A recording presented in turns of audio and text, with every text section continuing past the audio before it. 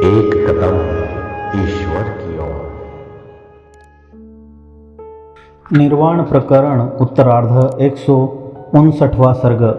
अग्नि का विपश्चित से अपना इंद्रलोक गमन कहना तथा बहुत से आश्चर्यों का वर्णन कर अंत में ब्रह्म तत्व का वर्णन करना।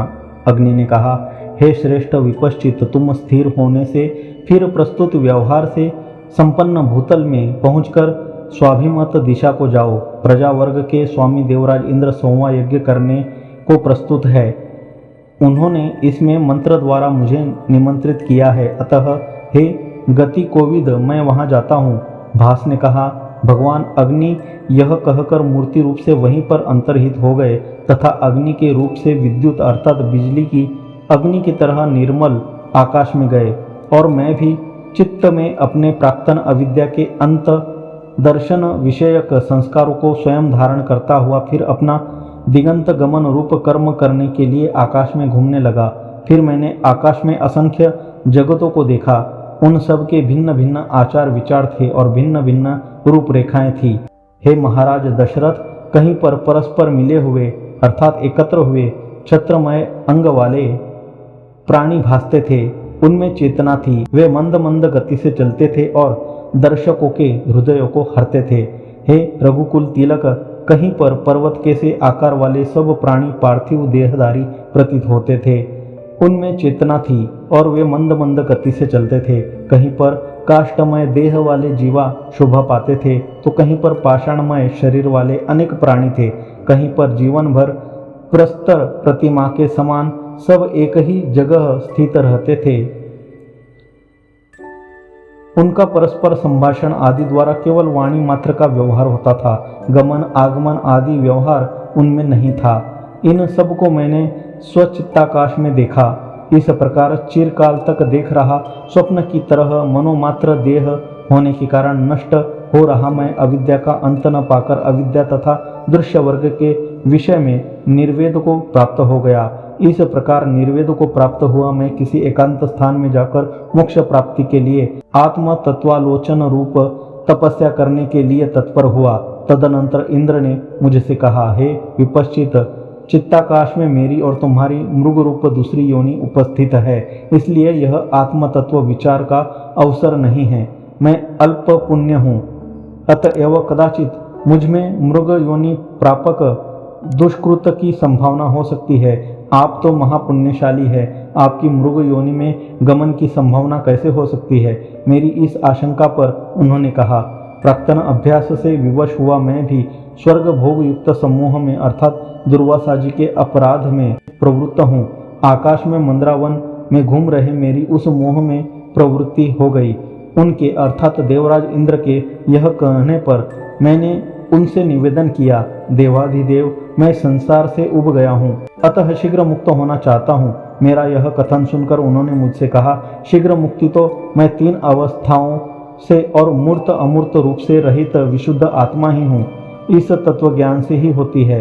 यह तुमने पहले व्याध मुनि संवाद वर्णन के प्रसंग से अग्निदेव के मुखारविंद से सुना ही है, इसलिए तुम दूसरा वर मांगो। ऐसा इंद्र के कहने पर मैंने उनसे अन्य यानी मृगता के बाद मेरा आगे क्या होगा यह परिज्ञान रूप वर मांगा। इंद्र ने कहा, हे विपश्चित, तुम्हारी यह चिति चिरकाल से मृग योनि तक ही संसार में आना चाहती है। मैंने तुम्हारा यह अवश्यंभावी वृत्तांत देख लिया है। मृग होकर तुम राजा दशरथ की महापुण्य सभा में पहुँचोगे। वहाँ मेरे द्वारा कहा गया वह अखंड ज्ञान तुम्हारी समझ में आ जाएगा। संसार से खिन्न हुए तुम उस पृथ्वी तल में हिरण बनो। इस क्रम से सभा को प्राप्त होकर वशिष्ठ जी के अनुग्रह से यह सारा व्यर्थ आत्म वृत्तांत तुम्हारे स्मृति पथ में आरूढ़ होगा। तुम्हारा उक्त वृत्तांत स्वप्न की तरह सारा का सारा मनोरथों द्वारा निर्मित सा और परलोक में अनुभूत अर्थ के कथा प्रवाह में पतित अर्थ के तुल्य निष्फल है। क्या मैं मृग देह से यह सब स्मरण करूंगा? इस प्रश्न पर नहीं कहते हैं। जब तुम मृग योनि से मुक्ति पाकर पुरुष होगे तब ज्ञानाग्नि द्वारा देह के दग्ध होने पर हृदयस्थ आत्म तत्व तुम्हें स्फुरित होगा। आत्म तत्व स्फुरण से चिरकाल से हृदय में स्थित अविद्या नामक भ्रांति का त्याग कर स्पंद शून्य वायु के समान निश्चल हुए तुम निर्वाण को प्राप्त होगे। उक्त देवराज इंद्र के योग कहने पर उसी क्षण में यह मैं इस वन में हिरण हूँ ऐसी मेरी निश्चित अर्थात व्यावहारिक अर्थ क्रिया में समर्थ प्रतिभा उद्भूत हुई। तब से लेकर वहीं पर्वत पर मैं मंदार के वन के भीतरी कोनों में तिनके और दूब के अंकुर चरने वाला हिरण हो गया। तदुपरांत किसी एक समय शिकार खेलने के लिए आए हुए सीमावर्ती सामंतों को देखकर मारे डर के मैं चौकड़ी मारकर भागा।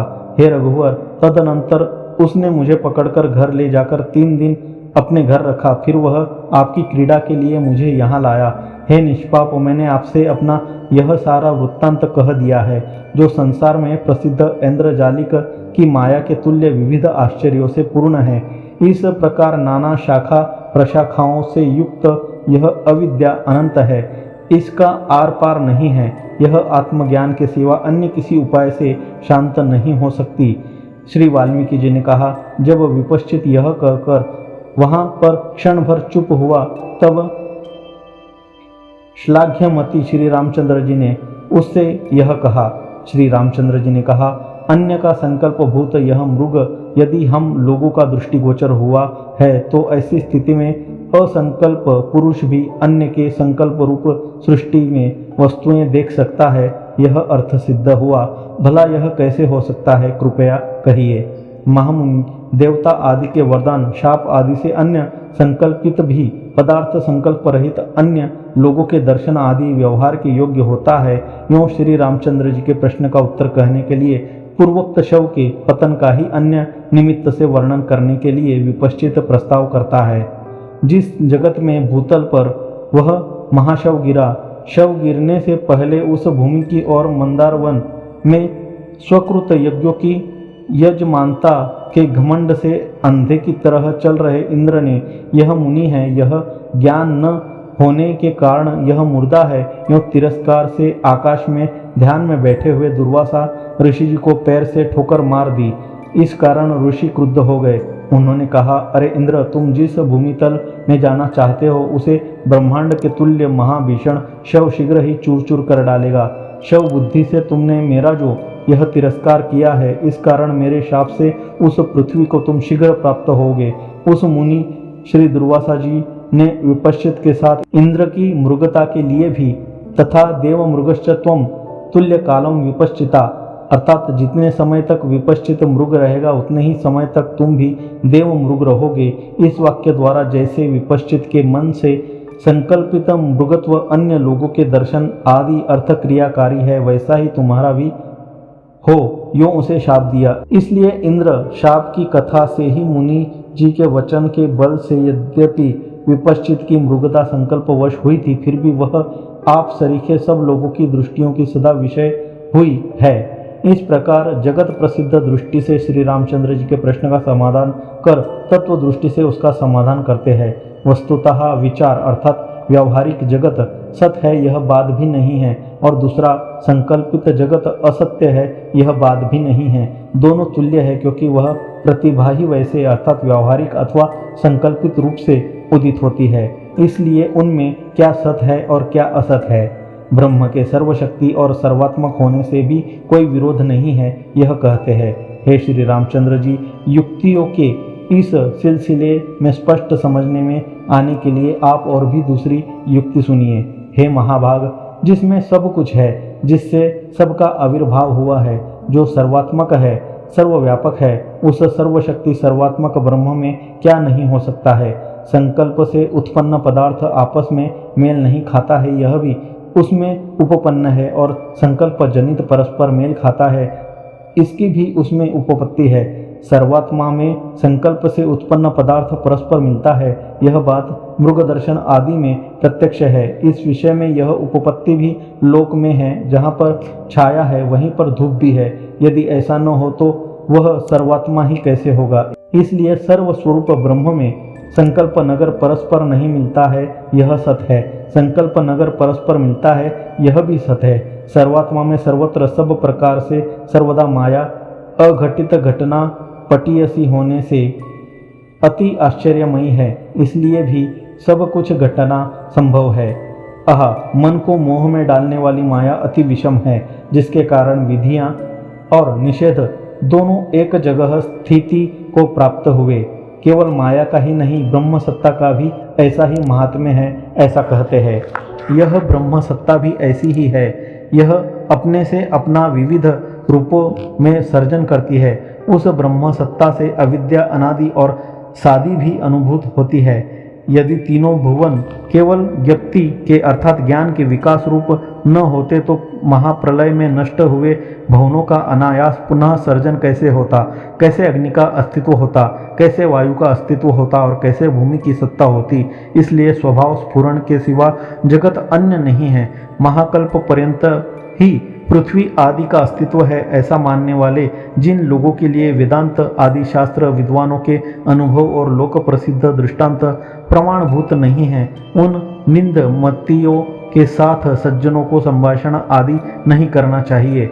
इस चिद्विलास दृष्टि से सब कुछ क्षण भर में प्रमाण हो जाता है। अन्य दृष्टि से यह सब प्रमाण नहीं होता, किंतु तुच्छ ही होता है। इसलिए विद्वान पुरुष ज्ञान दृष्टि सिद्ध वस्तु को ही सारभूत समझते हैं। जैसे स्पंदन से वायु की शोभा स्फुरित होती है, वैसे ही शुद्ध ज्ञप्ति रूप ब्रह्म सत्ता मैं अविद्या हूँ ऐसे चिंतन से जगत रूप में स्फुरित होती है। न यहाँ कोई मरता है और न कोई उत्पन्न होता है। मैं मरा हूँ और यह मेरा जन्म है। यह केवल चिदात्मक प्रतिभा ही है। मृत्यु अत्यंत विनाश है।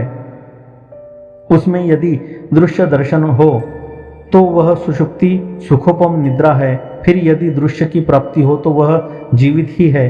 इसलिए यहाँ पर न मरण है और न जीवन ही है। एक चिन्मात्र स्फुरण जीवन मरण दोनों ही है अथवा दोनों ही नहीं है। यदि चिन्मात्र में जीवन मरण दोनों चेतित हो तो दोनों ही है, यदि चेतित न हो तो दोनों ही नहीं है।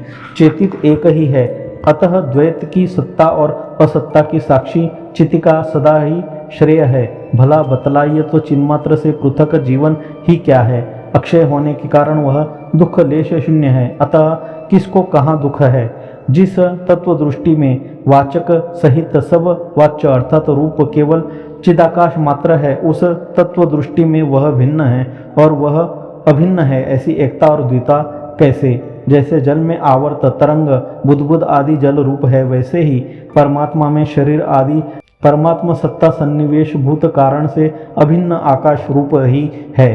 केवल चिद्भान मात्र शांत अनाकार या निर्दोष आकाश ही जगत है। जो चिद्भान सुघन अशांत द्रव्य और साकार के रूप में स्थित है, यही महान आश्चर्य है।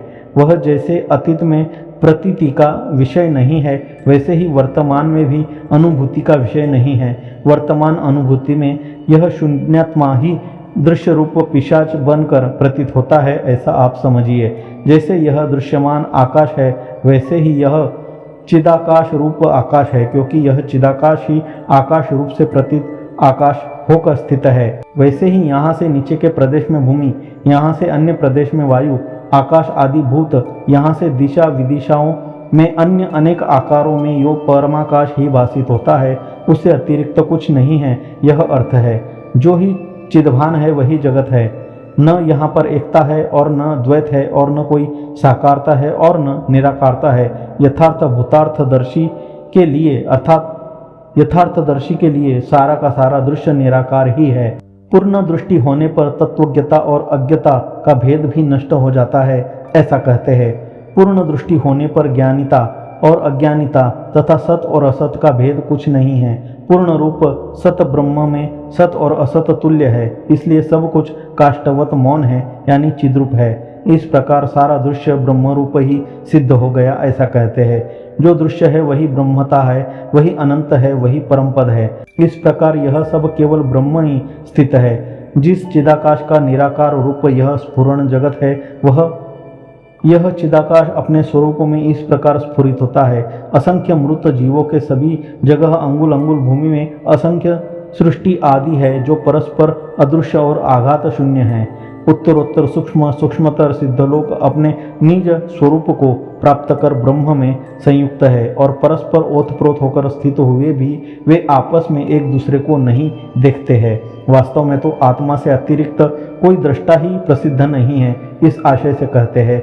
चूंकि वह शून्य रूप दृश्य शोभा आत्माकाश ही है, इसलिए अन्य से अदृष्ट चिद्रूपा है। जैसे स्वप्न का दृष्टा आत्मा ही है, वैसे ही इसका दृष्टा भी आत्मा ही है, अन्य नहीं। यह केवल चिदाकाश स्वरूपा है, इसलिए परिज्ञात होते ही चिदाकाशाकार हो जाती है, ऐसा कहते हैं। यद्यपि यह परिज्ञान होकर अपने यथार्थ स्वरूप में स्थित होती है, तथापि केवल प्रकाशमय निर्वाण स्वरूप होने पर भी अज्ञानवश रात्रि खुलने के समय के अंधकार की आकृति के तुल्य आकृति वाली होकर दृश्य रूपा से भासती है। यदि यथास्थित वस्तु अशेष विशेषों से शून्य होकर स्थित हो तो ज्ञान से बाधित होने वाला जगत चाहे सत हो चाहे असत हो, कोई भी हानि नहीं है, ऐसा कहते हैं। यथार्थ तत्व अशेष विशेषों से विहीन होकर स्थित हो तो जगत समुदाय चाहे सत हो चाहे असत हो, ज्ञान से शांत हो जाता है। अच्छा हो जगत जाल इस तरह का, किंतु जगत में बद्ध जीवों की ब्रह्म में कैसे स्थिति है, इस प्रश्न पर कहते हैं। जैसे समुद्र और जल बिंदुओं का क्षण में विश्लेष और क्षण में संश्लेष होता है, यानी उनकी अंशाशी भाव से स्थिति होती है, वैसे ही ब्रह्म रूपी महासागर में परस्पर स्फुरित हो रहे चिद अनुभूत जीवों की जब तक अज्ञान रहता है अंशाशी भाव से स्थिति होती है। सृष्टि के आदि में सृष्टि शोभा कैसे भाषित होती है, इस पर कहते हैं। चिदाकाशमयी सृष्टि भी सृष्टि के आदि में स्वप्न की तरह भाषित होती है, अतः यह सारा दृश्य शांत ब्रह्म ही है, यह उपपन्न होता है। मैंने अनंत वैभव वाले अनेक जगतों को देखा, अपने कर्मों के परिपाक से प्राप्त हुए सुख दुख फलों का भोग किया तथा बहुत युगों तक दिशाओं में भ्रमण किया, किंतु ज्ञान के बिना दृश्य रूप दोष का विनाश नहीं हो सकता है। 159वां सर्ग समाप्त।